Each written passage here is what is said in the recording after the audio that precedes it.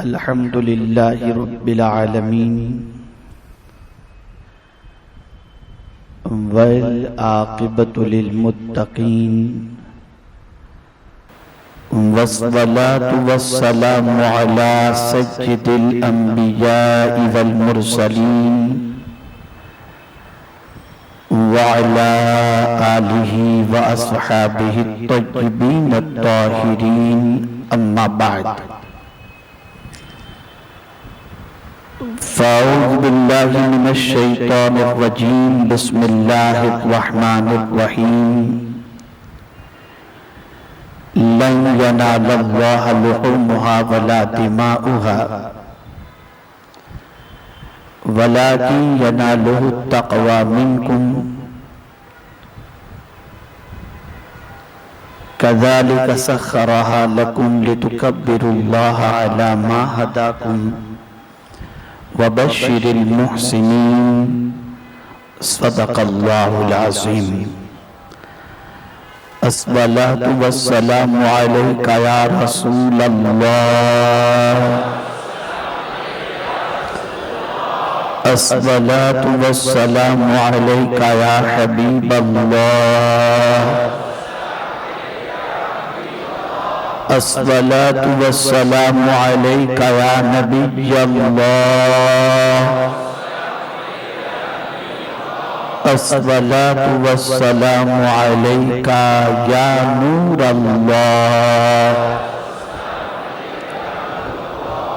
وعلى آلك وأصحابك يا حبيب الله صلی اللہ تعالی علیہ وسلم۔ بہت دنوں سے بلبل باغ مدینہ سے کچھ نہیں سن پائے تھے، تو آج میں نے سوچا کہ عشر ذی الحجہ کا آغاز بھی ہے اور ذکر مصطفیٰ صلی اللہ تعالی علیہ وسلم سننے اور سنانے کی سعادت نصیب ہو جائے، تاکہ پروردگار جل جلالہ اور اس کے پیارے حبیب صلی اللہ تعالی علیہ وسلم کی خوشنودی حاصل ہو سکے۔ الحمدللہ ہم لوگوں نے سنا اللہ رب العزت جل جلالہ سرکار حضور مفتی اعظم ہند علیہ الرحمت والرضوان کے اس دعا کے طفیل جو انہوں نے بارگاہ رسول صلی اللہ تعالی علیہ وسلم میں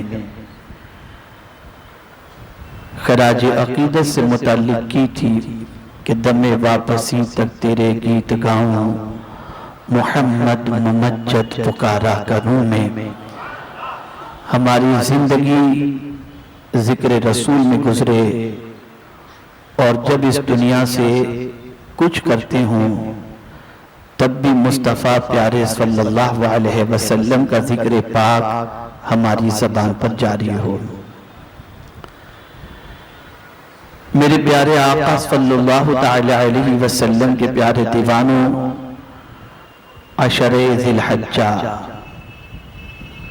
اللہ اکبر، اس کی رات، اس کے دن کا مقام اہل دل سب سے زیادہ جانتے ہیں۔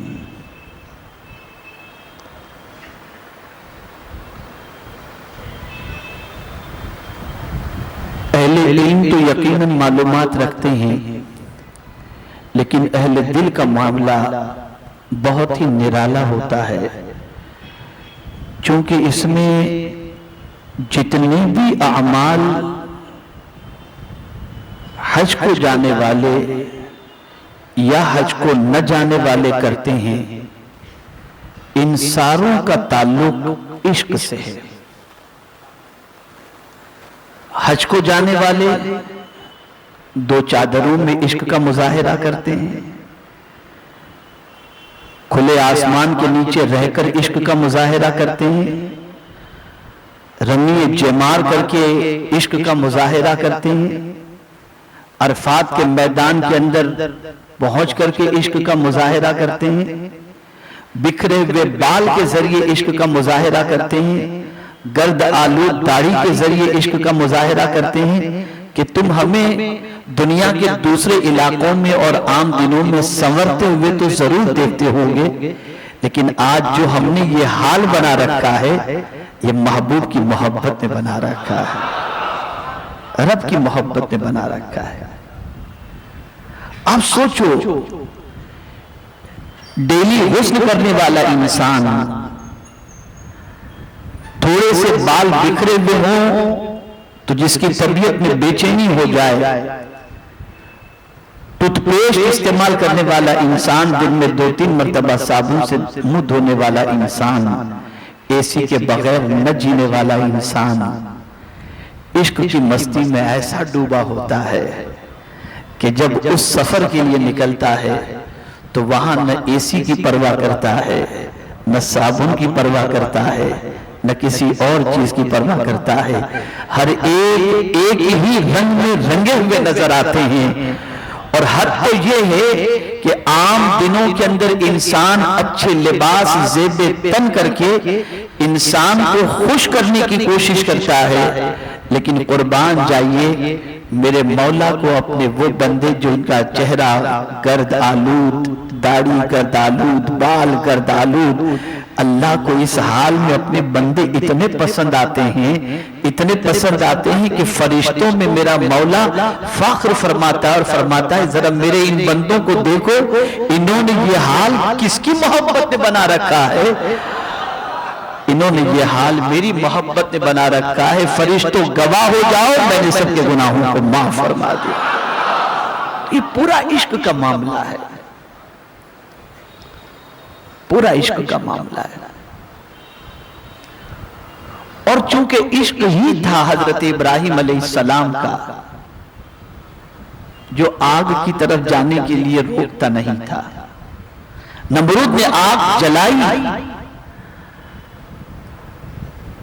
عقل کی آواز یہ تھی کہ رب سے کہو کہ آگ سے بچا لے، لیکن عشق کہہ رہا تھا محبوب کی محبت میں جلنے کو تیار ہو جاؤ۔ تو ڈاکٹر اقبال اہل دل تھے، صاحب فکر تھے، اسی لیے کہا بھی تو یہی کہا، بے خطر کود پڑا آتش نمرود میں عشق۔ یہ عشق تھا جو لے گیا، یہ عشق تھا۔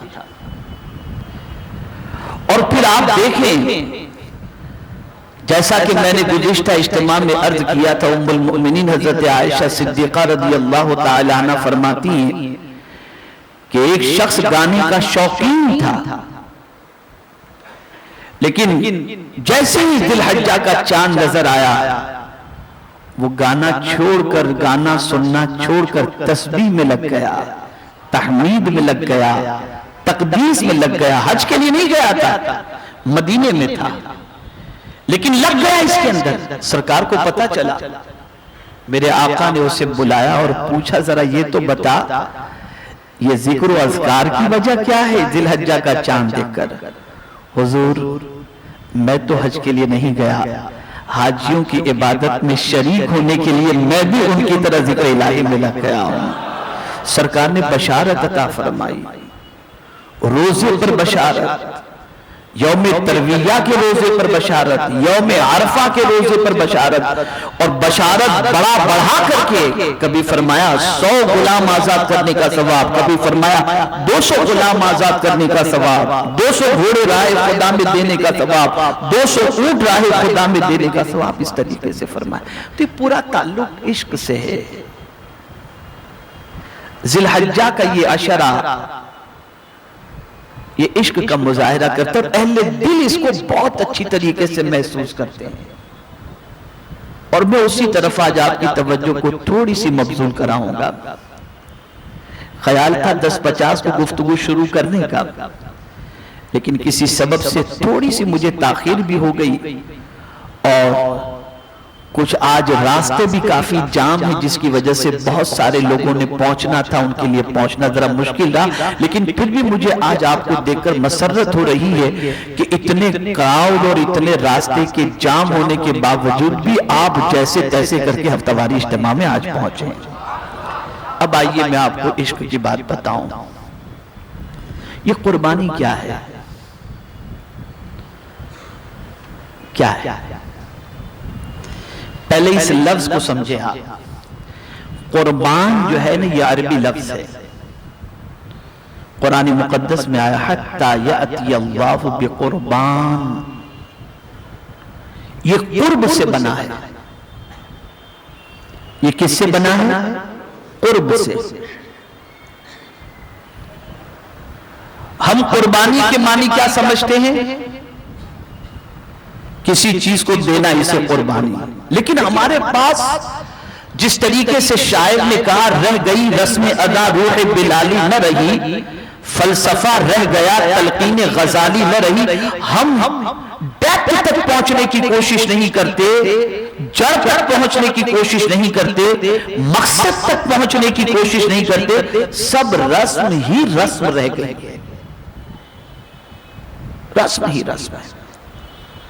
اس لیے آپ دیکھیں نا، جانور خریدا جاتا ہے، اسے ذبح کیا جاتا ہے، گوشت تقسیم کیا جاتا ہے، گوشت کھایا جاتا ہے، کیوں یہ سب؟ اس کے پیچھے کیا غرض و قائد تھے؟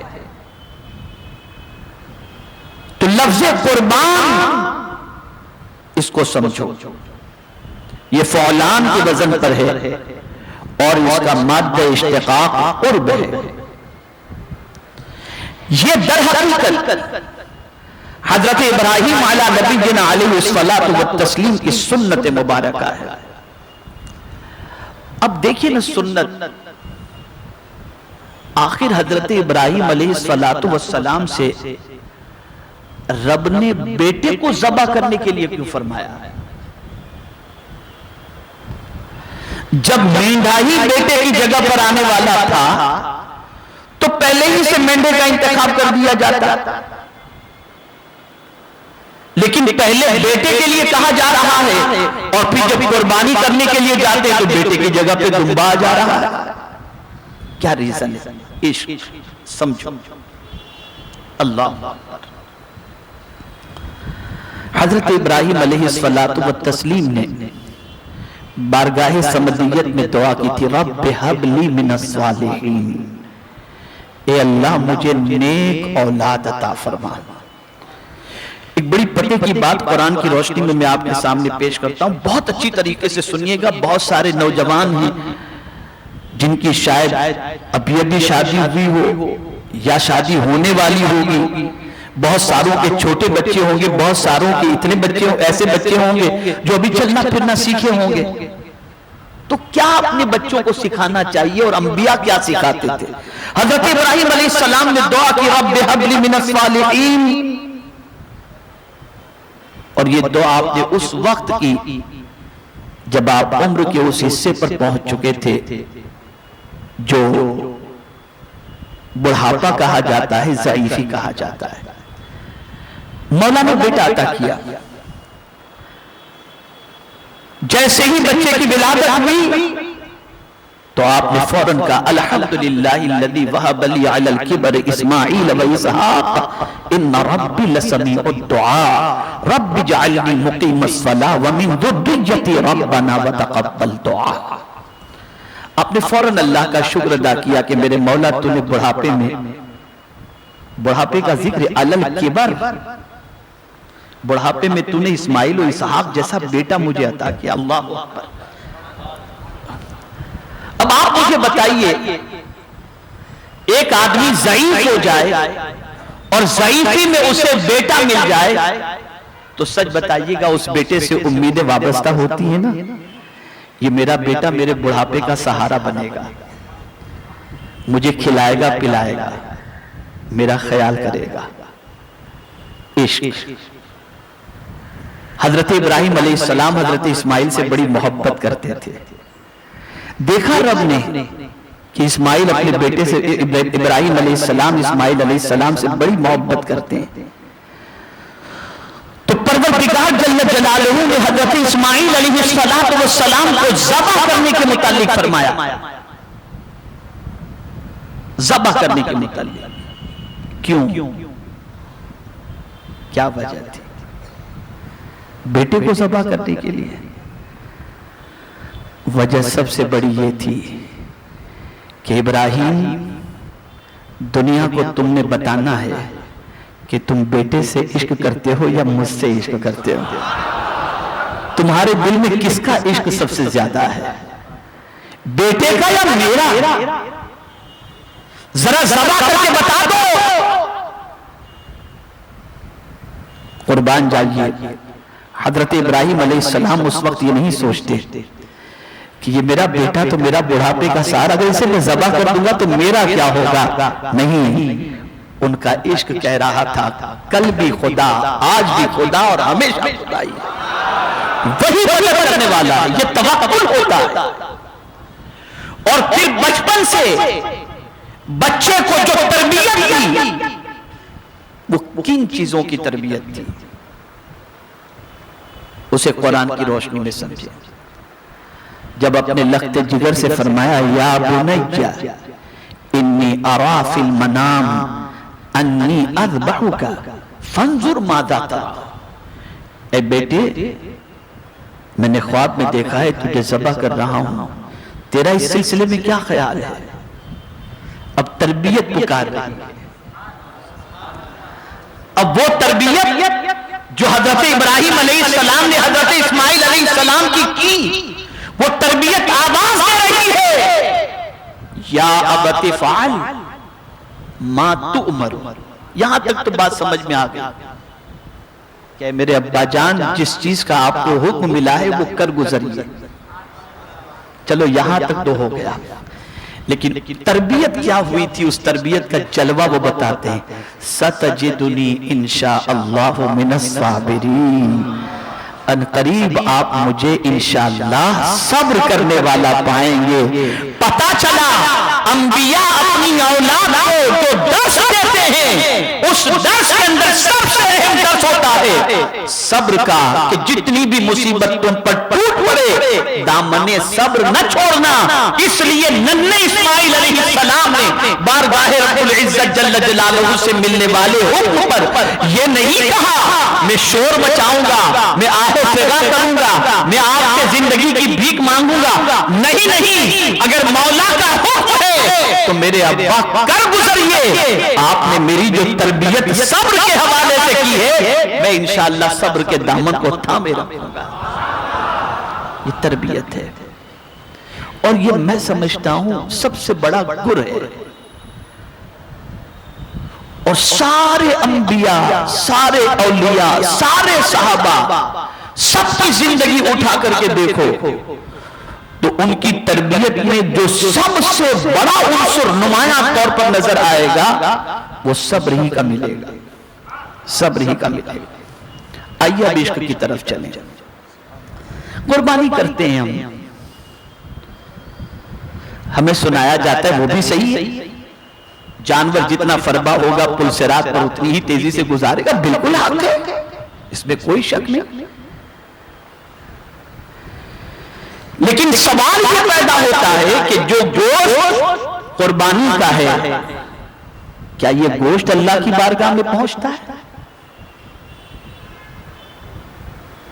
کیا جو خون جانور کا نکلتا ہے وہ خون اللہ کی بارگاہ میں پہنچتا ہے؟ آپ شاید نہیں جانتے کہ قربانی کے جانور کو ذبح کرتے وقت اس کے جسم سے نکلنے والے خون کے قطرے کا مقام کیا ہے۔ آقا کریم صلی اللہ علیہ وسلم ارشاد فرماتے ہیں جب قربانی کے جانور کو ذبح کیا جاتا ہے تو اس کے جسم سے جو خون نکلتا ہے اس خون کے قطرے کے زمین پر گرنے سے پہلے اللہ قربانی کرنے والے کی مغفرت فرما دیتا ہے۔ یہ معمولی چیز نہیں ہے، قرب ہے، یہ قربانی ہے،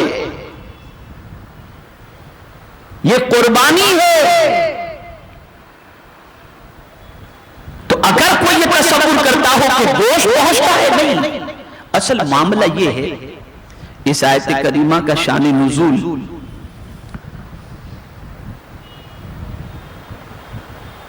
کہ زمانے جاہلیت کے اندر بھی لوگ قربانی کرتے تھے، لیکن قربانی کرنے کے بعد جو جانور کا خون ہوتا وہ کعبے سے مل دیتے تھے اور جو گوشت ہوتا تھا وہ کعبے کے سامنے رکھ دیتے تھے۔ تو پروردگار جل جلالہ نے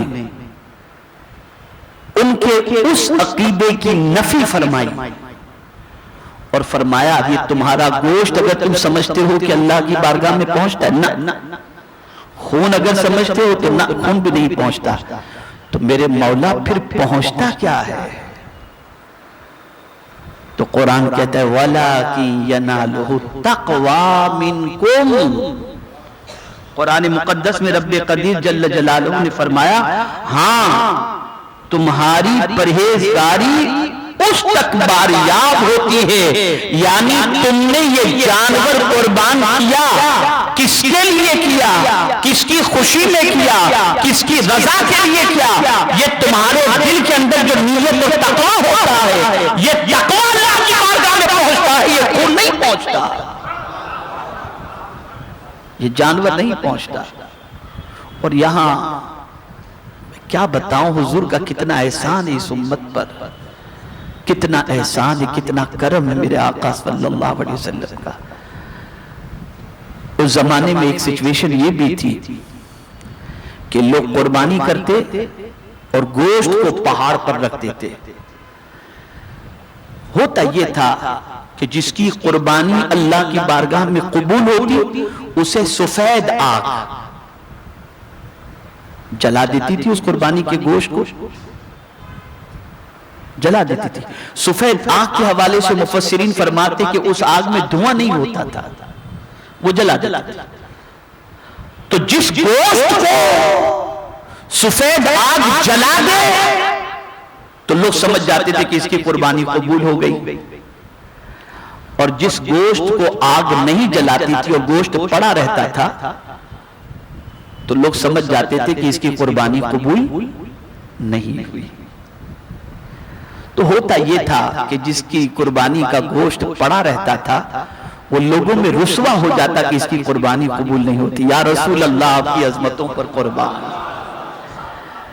کہ کیا اپنی امت پر کرم فرمایا، کیا کرم فرمایا کہ اب وہ آگ آنے والی بات ختم ہو گئی، اب وہ سسٹم نہیں ہے، اگر کوئی رب کی رضا کے لیے کرتا ہے تو اللہ اس کی قربانی کو قبول فرما لیتا ہے۔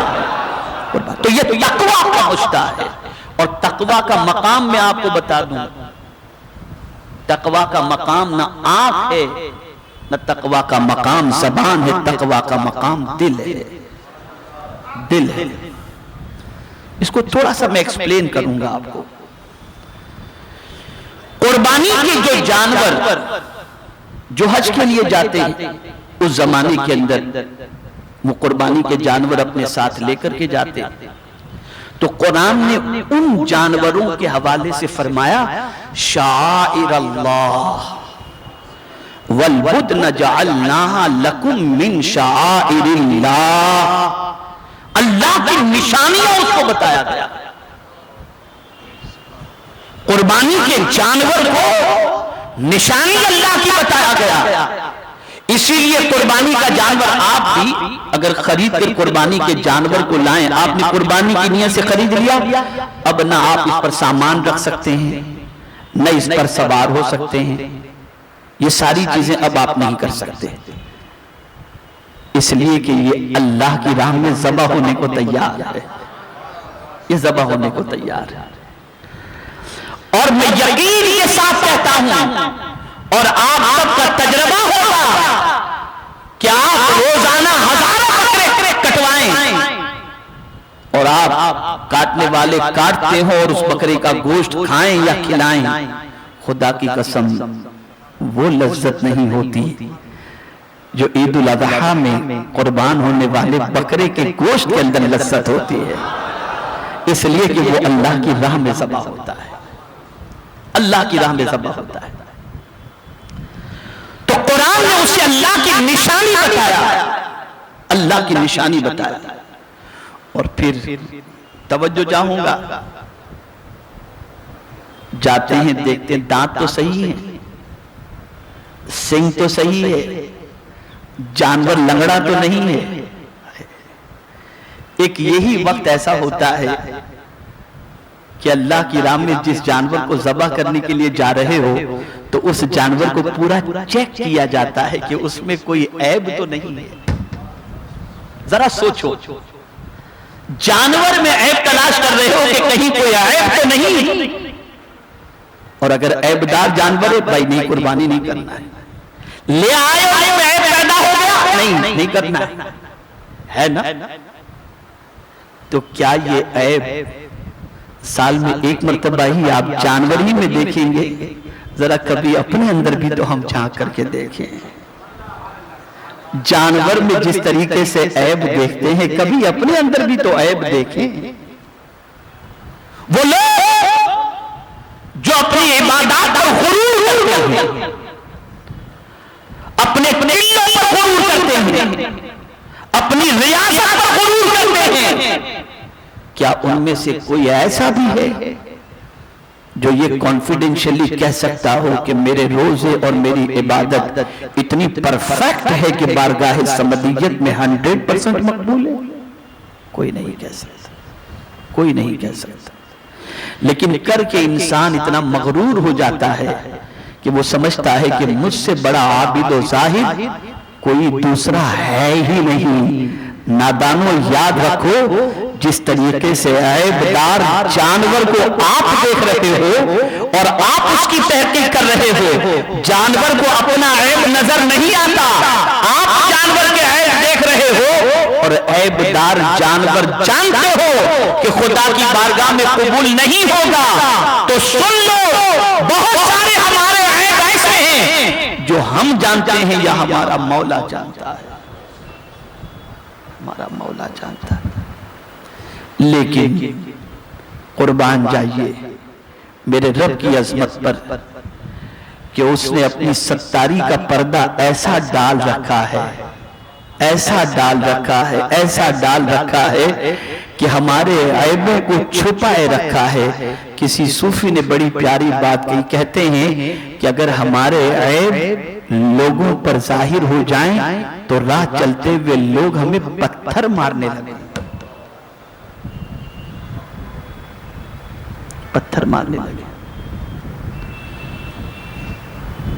تو اے رسول اعظم صلی اللہ تعالی علیہ وسلم کے پیارے دیوانوں، رب کی بارگاہ کے اندر نہ گوشت پہنچتا ہے نہ خون پہنچتا ہے، اس کی بارگاہ میں دل کی کیفیت تقویٰ جو ہے وہ اللہ کی بارگاہ میں پہنچتا ہے کہ یہ قربانی تم نے کیوں کی ہے، کس کے لیے کی ہے، کس کی خوشنودی کے لیے تم نے کی ہے، کس کی رضا کے لیے تم نے کی ہے. تم اپنے دل کو ٹٹولو، کیا صرف ٹانگ کھانے کے لیے، گردہ کلیجے کھانے کے لیے تم نے قربانی کی ہے؟ تو اس قربانی کی کوئی اہمیت نہیں. ادائیگی تو ہو جائے گی لیکن اہمیت نہیں ہے، اس لیے کہ گوشت نہیں پہنچتا، دل کا تقویٰ پہنچتا ہے. دل میں جو اللہ کی محبت ہے وہ پہنچتی. اور یاد رکھو، یاد رکھو میرے پیارے آقا صلی اللہ تعالی علیہ وسلم کے پیارے دیوانوں، اسی لیے اللہ کی نشانیوں کی تعظیم پر قرآن نے بڑے واضح لفظوں میں فرمایا کہ وَمَن يُعَظِّمْ شَعَائِرَ اللَّهِ فَإِنَّهَا مِن تَقْوَى الْقُلُوبِ. جو اللہ کی نشانیوں کی تعظیم کرتا ہے اس کا دل متقی ہے، اس کے قلب کو اللہ نے تقوی والا بنا دیا ہے. اور تقوی بڑی عظیم چیز ہے، تقوی بڑی عظیم چیز ہے، اتنی عظیم چیز ہے، اتنی عظیم چیز ہے کہ اگر کسی کو خدا سے قریب ہونا ہے تو بھی تقوی اختیار کرے، اور کسی کو مصطفیٰ پیارے سے قریب ہونا ہے تو بھی تقوی اختیار کرے. حضرت معاذ بن جبل رضی اللہ تعالی عنہ کو میرے آقا صلی اللہ علیہ وسلم نے یمن کا گورنر بنا کر بھیجا. جب جانے لگے تو ارشاد فرمایا معاذ اب تم جب یمن سے پلٹ کر آؤ گے تو میری ملاقات نہیں ہو سکے گی. معاذ اللہ جو کہتے ہیں رسول اعظم کوئی غیب کا علم نہیں. میں پوچھنا چاہتا ہوں حضرت معاذ کو جب سرکار نے فرمایا تو معاذ یہ نہیں پوچھتے کہ سرکار آپ کو کیسے معلوم کہ آپ پردہ فرما جائیں گے؟ نہیں، بلکہ رو پڑتے ہیں. قدم ناز مصطفیٰ صلی اللہ علیہ وسلم کو پکڑ لیا. حضور میں آپ کی جدائی کو کیسے برداشت کر سکوں گا؟ تو یہاں بھی حضور نے قرب کی بات کی. قرب کی بات ارشاد فرمایا اے معاذ کیا تم چاہتے ہو کہ قیامت میں مجھ سے قریب رہو؟ تم چاہتے ہو کہ قیامت میں مجھ سے قریب رہو؟ عرض کرتے ہیں ہاں یا رسول اللہ صلی اللہ علیہ وسلم. میرے آقا نے فرمایا علیکم بالتقوی، تقوی کو اختیار کرو، قیامت میں تم مجھ سے قریب رہو گے. قریب رہو گے. تو عرض یہ کر رہا تھا میرے پیارے آقا صلی اللہ علیہ وسلم کے پیارے دیوانوں، رب کی بارگاہ میں گوشت نہیں پہنچتا، خون نہیں پہنچتا، بلکہ جو پرہیزگاری ہے وہ اللہ کی بارگاہ میں پہنچتی ہے. اب آپ دیکھیں قرآن کا فرمان دیکھیں، اللہ اکبر. اب جانور کے حوالے سے قرآن کہتا ہے کذالک سخرھا لکم،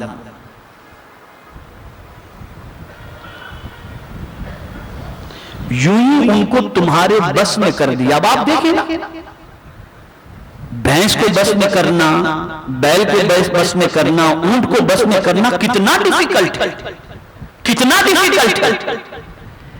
لیکن میرا رب فرماتا ہے کہ اس کو میں نے تمہارے بس میں کر دیا، اس کو تمہارے بس میں کر دیا. تو اب اسے ذبح کرو، اور ذبح کس طریقے سے کرو؟ لِتُكَبِّرُ اللَّهِ، اللہ کی بڑائی بیان کرو.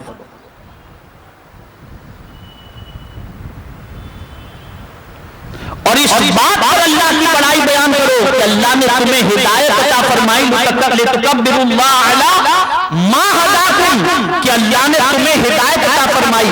کس بات کی ہدایت عطا فرمائی؟ کہ تم اللہ کے نام پر جانور کو ذبح کر رہے ہو اللہ کی رضا کے لیے. تو جس کی رضا کے لیے تم ذبح کر رہے ہو اس کی کبریائی بیان کرو. اللہ اکبر کی صدا اپنی زبان پر بلند کرو. اب اگر یہ کوئی کرتا ہے تو، اگر کوئی ایسا کرتا ہے تو پروردگار فرماتا ہے حضور سے وَبَشِّرِ الْمُحْسِنِينَ، اے محبوب صلی اللہ علیہ وسلم احسان کرنے والوں کو خوشخبری سنا دو. آج میں ایسی تعریف احسان کی کروں گا کہ شاید آپ پہلے اس کو سمجھے ہوں، سنے ہوں، یا اس کے بارے میں آپ نے سمجھنے کی کوشش کی ہو. کیا فرمایا؟ وَبَشِّرِ الْمُحْسِنِينَ، اے محبوب صلی اللہ علیہ وسلم احسان کرنے والوں کو خوشخبری سنا دو. احسان کی ڈیفینیشن اور احسان کی تعریف میں مفسرین فرماتے ہیں کہ احسان اسے کہتے ہیں کہ جب کوئی بندہ کوئی عمل کرتا ہو تو یہ تصور کرے کہ میں خدا کو دیکھ رہا ہوں، اور اگر یہ تصور قائم نہ کر سکے تو یہ تصور کرے کہ خدا اسے دیکھ رہا ہے. یہ احسان. تو پتا چلا کہ جب انسان ذبح کرتا ہے، جب ذبح کرتا ہے جانور کو، تو اس کے اس عمل کو اور اس کی اس نیت کو وہ یہ تصور کرے کہ میں کس کی رضا کے لیے ذبح کر رہا ہوں.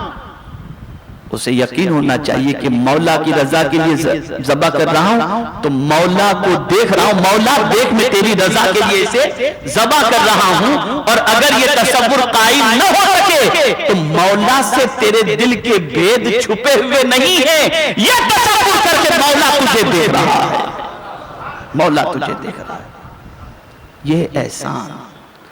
بڑی معذرت کے ساتھ عرض کروں گا کہ ہماری ساری چیزوں میں رسم رہ گئی، رسم رہ گئی اور رسم رہ گئی.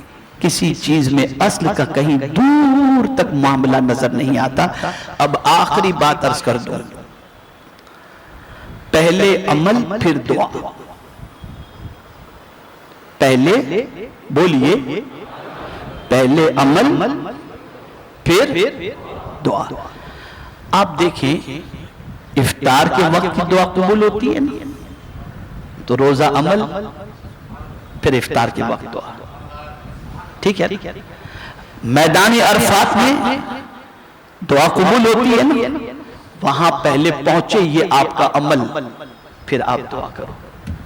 فرض نماز کے بعد دعا قبول ہوتی ہے نا، فرض پہلے ادا کرو، اس کے بعد اللہ کی بارگاہ میں دعا کرو. اسی لیے قربانی کرنے والا پہلے اللہ کے نام پہ ذبح کرتا ہے، اور جب جانور ذبح ہو جاتا ہے پھر اللہ کی بارگاہ میں دعا کرتا ہے کہ اللہ اسے تو اسی طریقے سے قبول فرما جس طریقے سے ابراہیم و محمد علیہ السلام کی قربانی کو قبول فرمایا تھا. میرے پیارے آقا صلی اللہ علیہ وسلم کے پیارے دیوانوں، میں جس چیز کی طرف توجہ کو مبذول کرانا چاہتا تھا وہ اصل یہ ہے کہ نیت کو درست رکھو.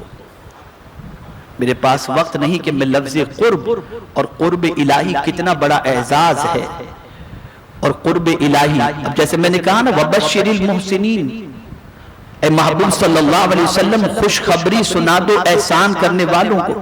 تو جو احسان کرتا ہے نا اس احسان کرنے والے کے لیے اللہ کی رحمت بھی قریب ہوتی ہے. ان رحمت اللہ قریب من المحسنین، کہ بے شک اللہ کی رحمت قریب ہے احسان کرنے والوں سے. اور پھر رب نے یہ بھی فرمایا وَأَحْسِن كَمَا أَحْسَنَ اللَّهُ إِلَيْكَ، اور احسان کرو جس طریقے سے اللہ نے تم پر احسان کیا ہے. تو نیت درست کرو، اور قربانی کے لیے ایک ہی مقصد ہو، میرے مولا یہ قربانی صرف اس لیے کر رہا ہوں تاکہ قربانی کا جو لفظ ہے اس میں قرب ہے. میں اس قربانی کے ذریعے تجھ سے قریب ہونا چاہتا ہوں کہ مولا تیرا قرب مجھے نصیب ہو جائے، اور یہ کام صرف تیری رضا کے لیے کر رہا ہوں اور تیرے نبی کی سنت سمجھ کر کے کر رہا ہوں. نہ گوشت کھانے کی نیت ہے نہ اس مقصد سے کر رہا ہوں، لیکن قربان جائیے مولا نے روزے منع فرما دیے کہ ان ایام کے اندر تم روزے نہ رکھو، اس لیے کہ اب میں تمہیں کہتا ہوں فَقُلُوا مِنْهَا، کہ تم اس قربانی کے گوشت کو کھاؤ. آج روزہ تمہارے لیے منع ہے، تم نے میرے نام پر جانور ذبح کیا، اور میری طرف سے تمہاری دعوت ہے آج روزہ نہ رکھو، کھاؤ جانور کے گوشت. یہ مولا کی طرف سے، یہ مولا کی طرف سے ضیافت ہے. میرے پیارے آقا صلی اللہ علیہ وسلم کے پیارے دیوانوں، ان چیزوں کو دل و دماغ کے اندر محفوظ رکھیں، ان چیزوں کو اپنانے کی کوشش کریں. بڑی معذرت کے ساتھ ہماری تقریباً چیزیں نمائشی ہو گئیں، بناوٹی ہو گئیں اور دنیا کو دکھانے کی ہو گئیں. ہم اگر ٹھنڈے دماغ سے اپنے دل کی طرف جھانک کر اپنی نیتوں کے بارے میں غور کریں تو میں یہ سمجھتا ہوں کہ 99% لوگ فیل ہو جائیں گے کہ نیت ہماری پتہ نہیں کیا ہوتی ہے. تو ہم نیت کو درست کریں، ہماری نیت درست رہے گی تو اللہ رب العزت جل جلالہ نیت کے مطابق ہمیں اجر بھی عطا فرمائے گا. قربانی کے لیے دو نیتیں رکھیں، ایک نیت اللہ سے قریب ہونے کی، دوسری نیت تقوی اللہ کی رضا کی، کہ اسی کی رضا کے لیے ہم اس سے قریب ہونے کے لیے یہ قربانی کر رہے ہیں. اللہ رب العزت جل جلالہ آقا کریم صلی اللہ علیہ وسلم کے صدقہ و طفیل قربانی کو قبول فرمائے، اور پروردگار اخلاص للہیت کی دولت سے ہم سب کو مالا مال فرمائے. وما علینا الا البلاغ المبین. ہر سنیچر کو بعد نماز عشاء سنی دعوت اسلامی کے عالمی مرکز اسماعیل حبیب مسجد میں سنی اجتماع ہوتا ہے. آپ حضرات پابندی کے ساتھ اس میں شرکت فرمائیں. سنی دعوت اسلامی کی ویب سائٹ sunnidawatisllami.net پر وزٹ کریں اور بہت ساری دینی معلومات حاصل کریں.